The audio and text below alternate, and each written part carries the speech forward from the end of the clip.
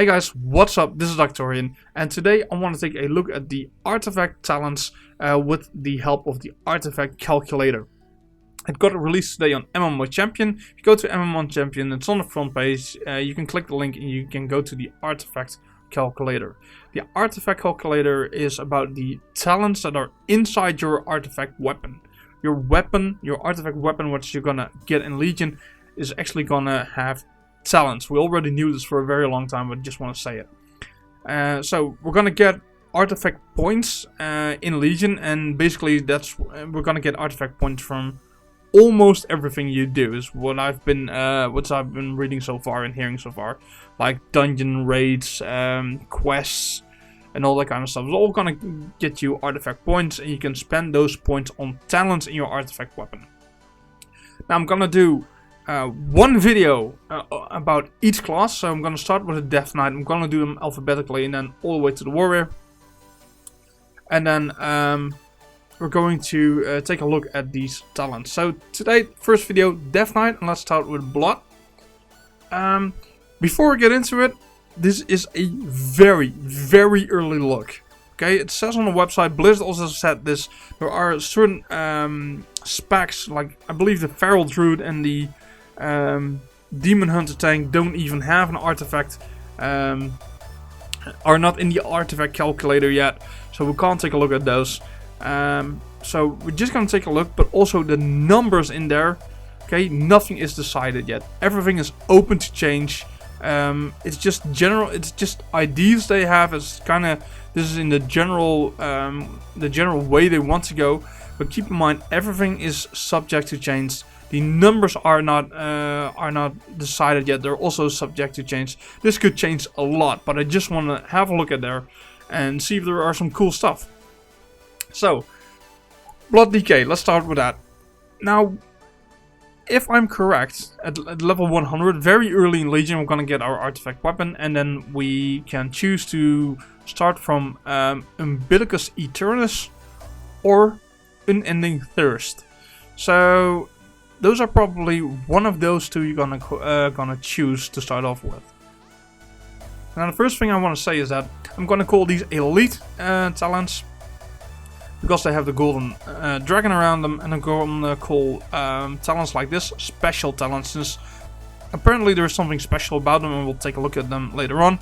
But they don't have the golden dragon, so I'm gonna call these special, I'm gonna call these elite. And you guys can correct me if I'm doing shit wrong, of course. So let's have a look. So Umbilicus Eternus. When you vampiric blood, I'm kind of assuming that has to say when you use vampiric blood, each target with blood plague begins to bleed into a sphere. After your vampiric blood expires, the sphere conceals into a shield surrounding you, which reduces damage by 20% and absorbs 5 times as much damage as was dealt. Okay, I have to go out there and say, this sounds really good, and really cool, and really good as well. I mean, vampiric blood, if I'm right as a Blood Decay, it's been a while since I actually played it, it's like you get increased healing from your healers when you use vampiric blood. About 30% if I'm right, I'm not entirely sure. So when you use that, and you have targets on with blood plague, but I'm assuming you just keep up, all those targets begin to bleed into a sphere. That will be so cool if the sphere will come in front of you, between you and the boss, or next to you, or behind you, or whatever. And when your vampiric blood ends, will bleed into a sphere, and that sphere will then pop on you. Maybe you will suck it towards you, and that it will surround you and reduces the damage you take, and also shield you from incoming damage. That's very cool. I do like that. I do like visual stuff that is actually also very viable, and this sounds really, really cool. So this is one way to go. Let's have a look at this one. Unending Thirst. And when your blood shield expires, deal damage equal to half your missing health to your enemy target. Gain health equal to the damage you deal. The mathematicians surely will work out which one is better. I leave it up to them. But this is it's kind of an okay talent as well. When your blood shield expires, deal damage equal to half of your missing health. So let's say I'm on 50% of my HP, so I'm missing 50%. Then I will do 50% of my HP as damage to my target, and I get 25. I will get the half of that 50% back as gain health equal to the damage you deal. So I do 50% damage. So I'm on 50% HP. Sorry. So I deal 25% of my HP as damage to my target, and I will also get that damage back as health, getting me back to 75%. To be honest, I would go for Umbilicus Eternus, just also for the visual effect and for the fun of it. Come on website, work with me. And it doesn't work, let's just say if I plot. Okay, there we go. So we pick this. Then we unlock new routes. So we can have different choices. As you can see, it's not a straight line or anything. We can make choices. What do we want to upgrade? We can go... We have several choices. We can go make crazy routes if we want to. So right here the choice is, okay, I choose this elite talent. Do I want to go over to this elite talent ASAP, because then I would have to follow this road, or do I just want to make up my own route and just pick whatever I want? So let's have a look. Grim Fortitude reduces the damage you take by 6%. Okay, that sounds pretty strong in my opinion. Let's go over here. Touch of the Grave. Death Coil heals you for, oh, it's not decided yet, heals you for a certain amount, percentage of the damage you deal. I would go for this, personally. 18% less damage taken. It says 13, but 3 times 6 is 18, but whatever. I would go for this. Okay, now I can choose what I want to do. So I skipped on this one, because this sounds better, it sounds more steady. But I mean, I'm not gonna tell you how to spec. I leave everything open to the mathematicians, and everything is subject to change. But we're just gonna go over stuff. So let's say I would pick this one, and then I have to make a choice again. Ironheart increases your armor by 6%. It's 3 times. So that's 13%. But I also have Meat Shield, increases your stamina by 6%. Okay, it's pretty cool as well. Both solid choices, both really survival choices. And I can skip on this one if I want to. And now I can make a choice. All-consuming Rod increases the damage of your Death in the Gate by 10,000%. It says. I'm sure it's going to be something else. Maybe it will be 10,000, who knows. So I can choose right here to say, okay, I want to increase the damage of my Death and Decay. I will choose this, and then I will go up to Unending Thirst. But I could also go over here. Marrow Rend of Rattling Bones. Sorry, Marrow Rend generates an additional charge of Bone Shield. Yes, please. This would be my route as a route as a Blood Decay. This would be the route I will take, and then pick off Unending Thirst. Okay, now we have that. The damage of Death and Decay is kind of okay, but keep in mind, what the talent's gonna work as follow. At the start of the expansion, you have to make choices in what you want to choose, and you want to make the best choices for you as a player and for the boss fights and the stuff you're gonna encounter. At the end of Legion, Blizzard said that we would be able to unlock all talents. So I'm going to go over all the talents, but I would just I'm just picking my route, how I would set up my this character. If I would play a Blood Decay, which choices would I make first and which choices would I make later? And I'm gonna do that with every spec and every class. So right here, so Death and Decay does more damage. Nah, let's just look at all the choices I have. Dance of Darkness increases the duration of your dancing rune weapon by 6 seconds, and that's 3 times. I would rather have that than Death and Decay, so I'm going for this. Now we unlock the special talent, Consumption. Focuses dark power into a strike that deals a certain amount of percentage of weapon damage, physical damage, and heals you for an amount of damage taken over the last couple of seconds or whatever.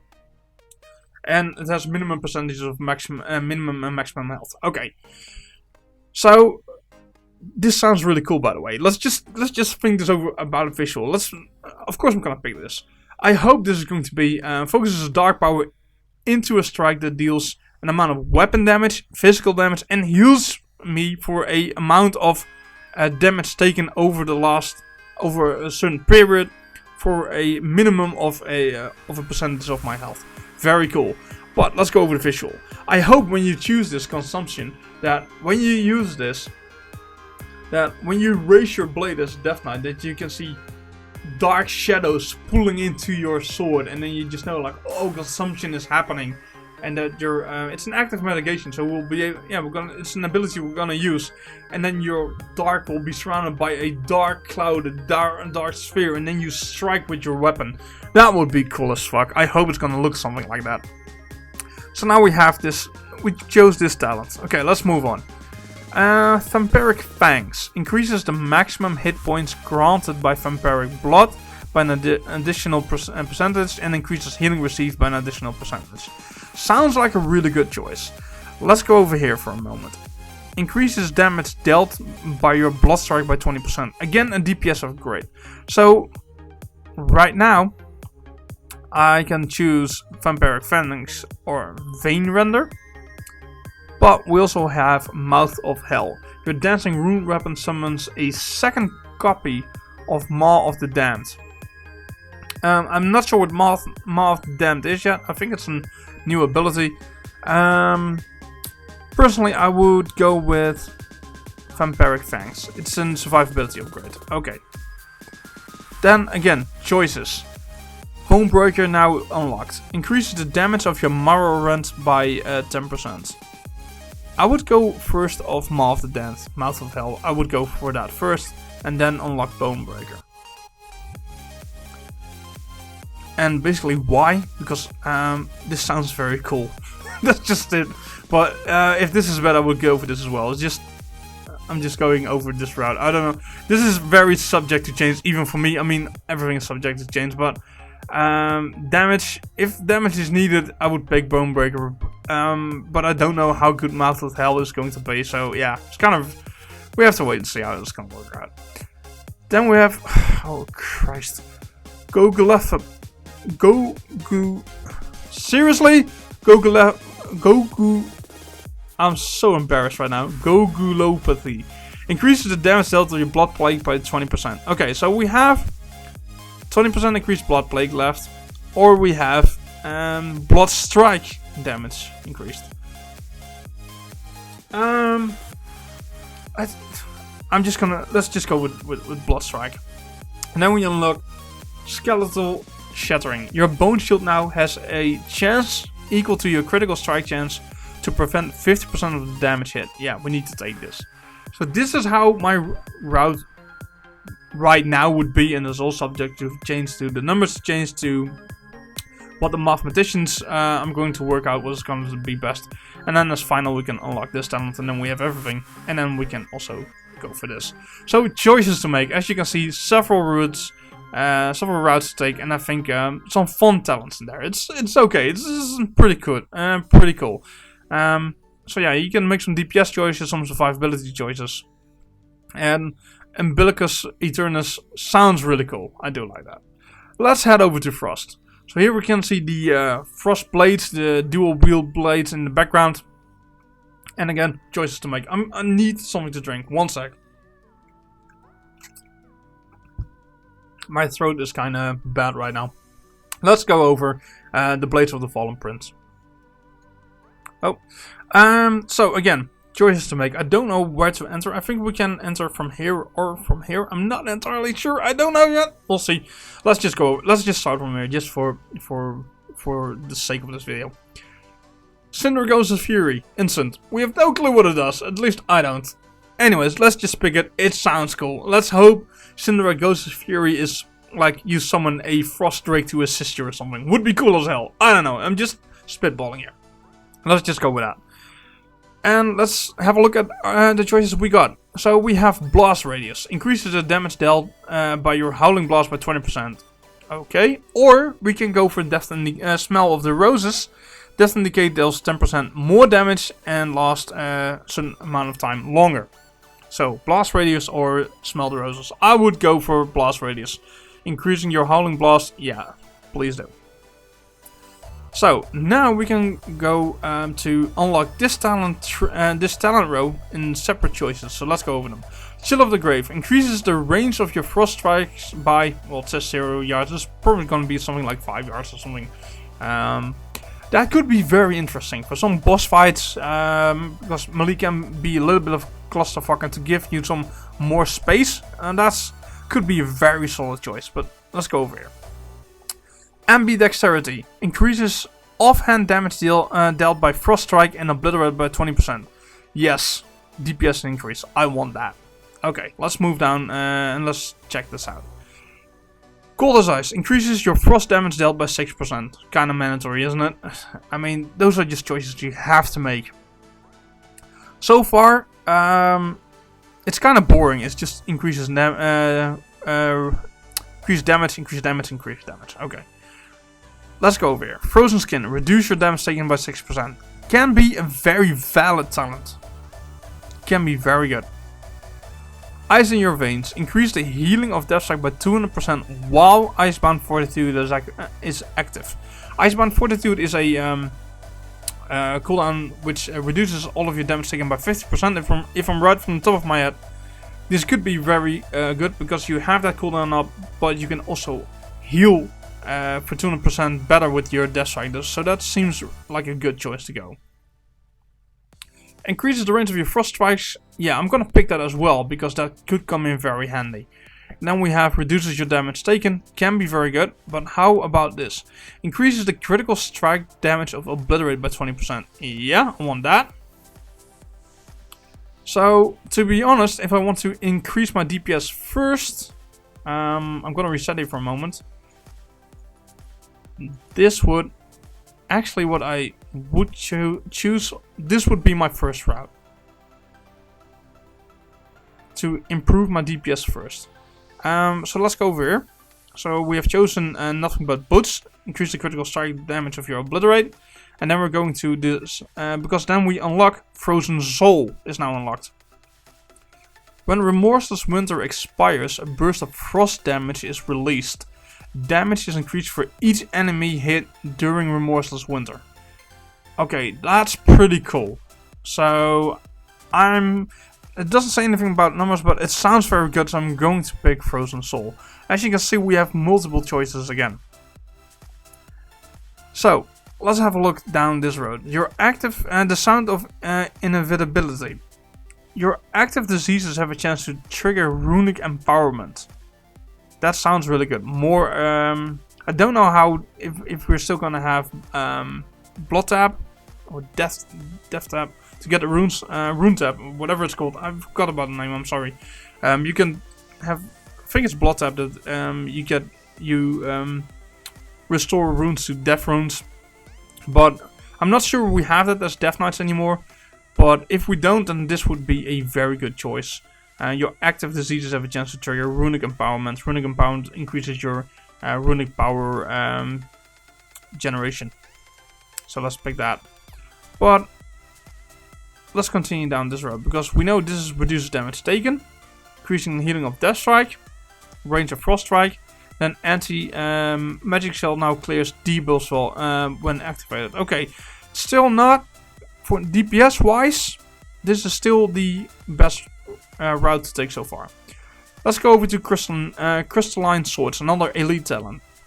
As you attack, icy copies of Icebringer and Frost Reaper begin to float beside you. When you trigger Soul Blade, the icy blades are unleashed and pierce their foe. That's cool as fuck. I mean, come on. So you activate this, and then icy copies of Icebringer and Frost Reaper are floating next to you. Yeah.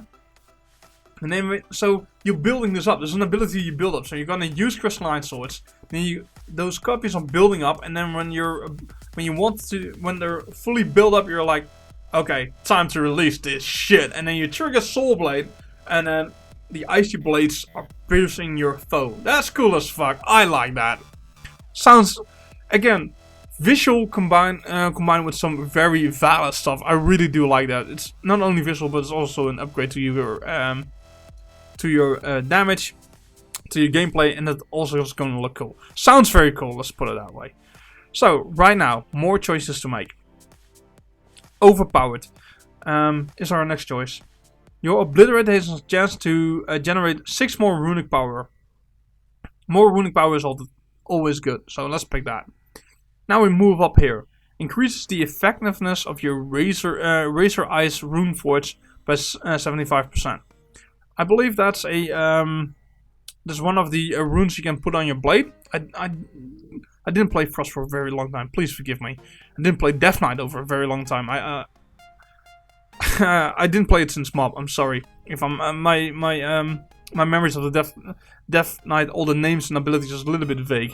So, but it sounds if I'm right, Razor Ice is a rune forge which you can put on your blade. So this sounds really good. So this would definitely be the route to take for me. And then we get Hypothermia. Every periodic tick of Frost Fever deals 10% more damage. Yes, please. So, and then we're having the last talents left. That is Frozen Core. While Pillar of Frost is active, enemies that attack you are automatically enseared in a chain of ice. That sounds pretty good. I mean, see it as this, like a boss with ass, and then you use Frozen Core. While when you use Pillar of Frost is active, enemies that attack you are automatically enseared in chains of ice.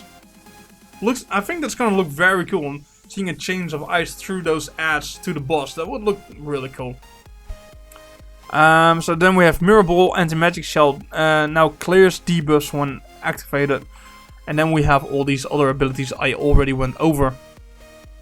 It's up to you what you want to take, but the first route I took, I think that's a clear DPS upgrade. I would go for the DPS first and then later on to go for Chill of the Grave, for Ice in Your Veins and for Frozen Skin. But I could be wrong. I mean, it could be that there is so much damage going on there that you, especially when we just did level 110 and there's so much raid damage that you actually want to choose some extra defensive stuff to keep you alive instead of going the DPS way. From a DPS standpoint, I would go straight up for the DPS build and then later on focus on the survivability talents. But as I said, could be the other way around, that you, in early gear, you need to get more survivability to actually survive in raids, and then you have to build out your DPS later on. Anyway, let's head over to the Unholy Deathknight. So, looks like we're gonna start from here. So here you can see Apocalypse in the background, the two-handed blade for Unholy DKs. I'm gonna start with Flagellation.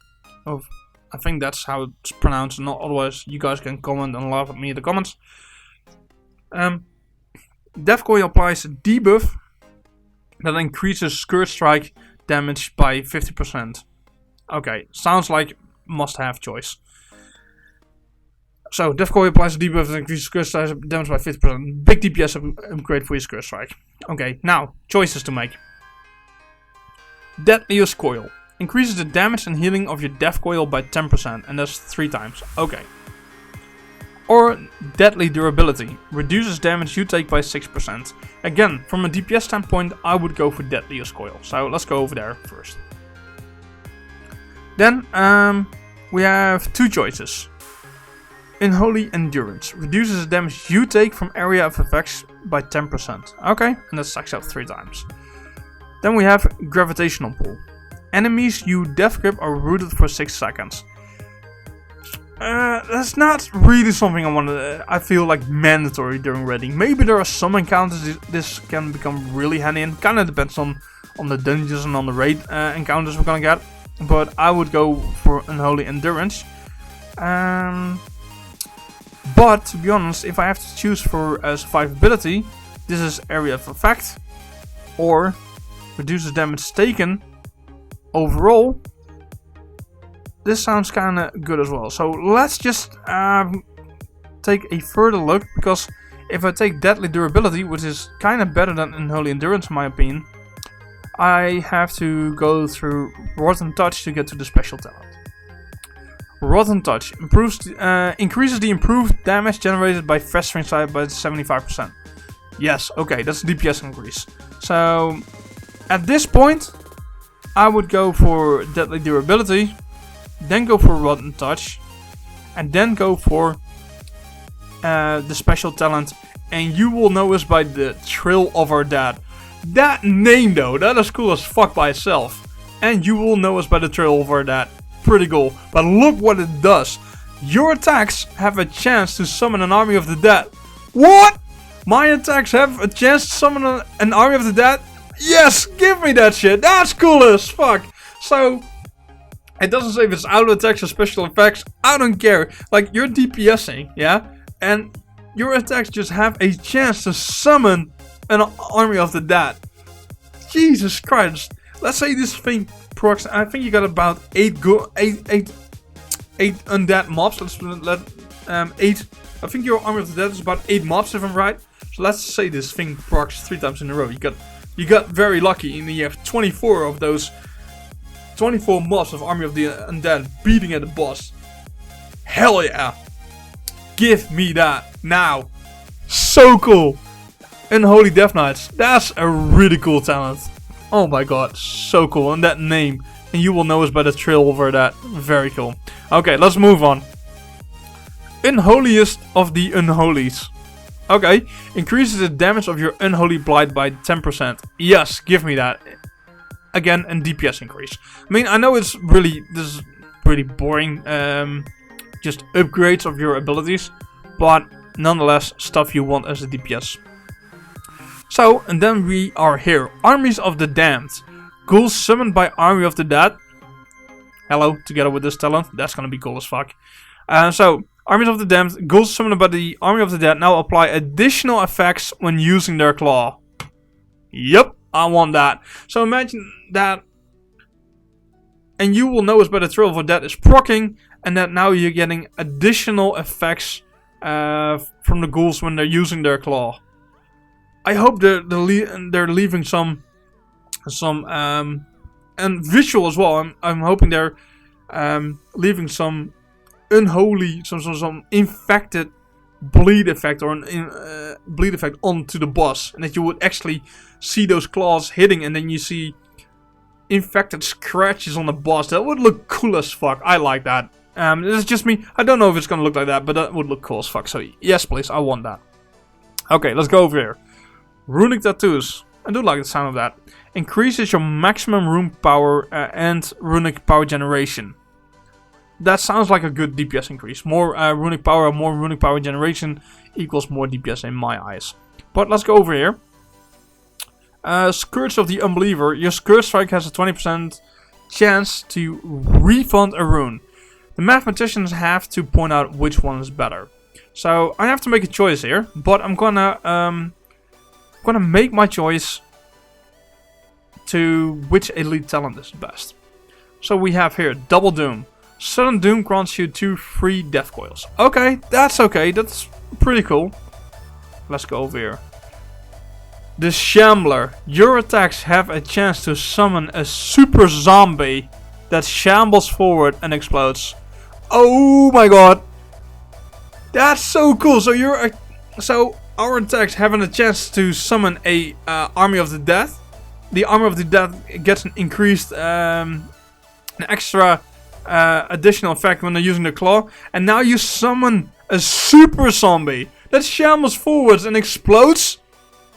Oh, I hope it's huge. I hope you summon a huge zombie, like big as fuck, and that just walks up like a Patches or something. You know, just as big as Patches in Naxxramas, and then just walks up to the boss and just looks at them for a second into the eye of the boss and like, you're fucked, buddy. And then explodes. Oh, this is so good. I'm so happy with this. Unholy Deathknight, you guys are getting some love, man. Seriously. Okay, I want that. So let's go over here for a moment. The Darkest Crusade increases the effect of your Fallen Crusader by 75%. I don't remember what Fallen Crusader is. Anyways, I'm going for Runic Tattoos. I'm going for Fallen Crusader. And I want that super zombie. I want the Shambler. Give me that motherfucker. Yes, please. Please do. Okay. Then I'm going for a Scourge of the Unbeliever. And then I'm going for a Double Dome. So I went a little bit fast there, but I already went over this. So I'm first going from Runic Tattoos. I'm going, after I picked Armies of the Damned, I'm going to the Darkest Crusade. Then I'm going to the Shambler. Super Zombie every time. Every time of the day. Give me that. After that, I'm going to Scourge of the Unbeliever. Your Scourge strikes have a 40% chance to refund a rune. And then I'm going to Double Doom. Sudden Doom grants you 2 free death coils. Then, finally, we have a Portal to the Underworld. Enemies attempting to leave your Death Decay are Death Grip back to the center. Okay, so now I have talents over. I have talents left. I think I would go with survivability and go with Unholy Endurance first to increase my survivability. Enemies you Death Grip are rooted for 6 seconds, or when you pull them into your when they leave your Death Indicator are pulled back to the center. Kinda really doesn't matter. Just pick whatever is necessary. Just pick whatever you like. But yeah, this concludes our look at the artifact calculator. This conclude our look at the artifact talents. And I have to say, we took a look at Blood, we took a look at Frost, but the Unholy Deathknights. Seriously, there is so much fun in there. I mean, and you will notice by the trailer that the Shambler, the Super Zombie.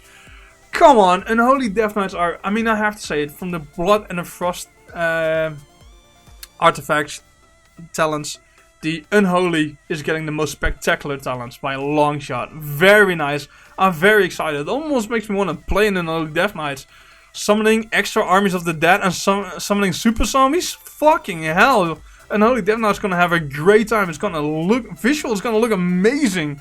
And then it's gonna be effective as fuck. I mean, a super zombie that explodes and that walks towards the boss and then explodes. I'm sure it's going to be viable in DPS. Come on, it has to be good. And summoning extra armies of the dead, I can't imagine that being bad. I mean, Unholy Deathknights seriously got some really amazing cool talents. Frost and Blood are they have some cool talents as well, but Unholy is blowing me away. I love it.